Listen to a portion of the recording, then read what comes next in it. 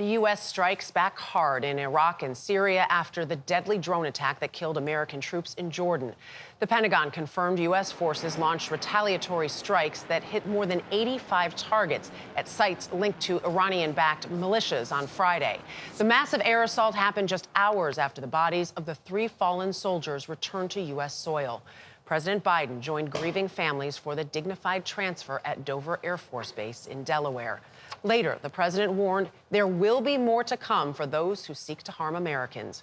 Christina Ruffini is at the White House and joins us now. Christina, good morning. Good morning, Dana. Well, the strikes lasted only about 30 minutes, and the Pentagon says it hit what it was aiming for. But the White House was aiming for a more elusive target, finding a way to retaliate against groups that killed Americans without causing the violence to spiral into a greater regional war. Hours after the bodies of 3 U.S. service members returned to American soil, America struck back, hitting 7 facilities in Iraq and Syria, sites the White House says were used by Iran's Revolutionary Guard and other Iranian-backed militias.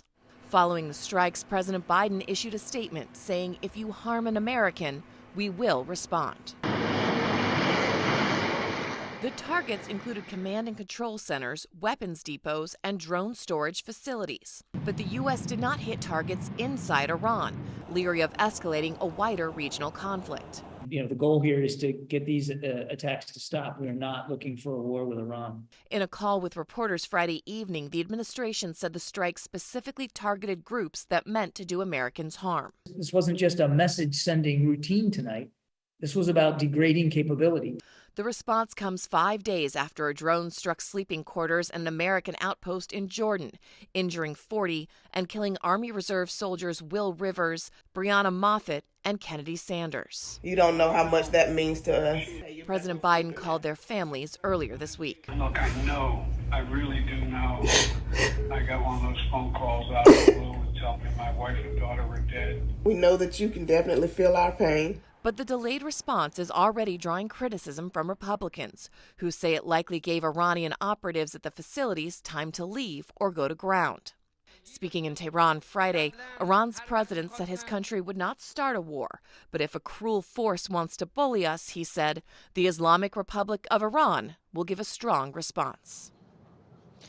The administration says the strikes were specifically designed to avoid civilian casualties, but we probably won't know until later today or into the weekend what the true impact really was, both strategic and humanitarian.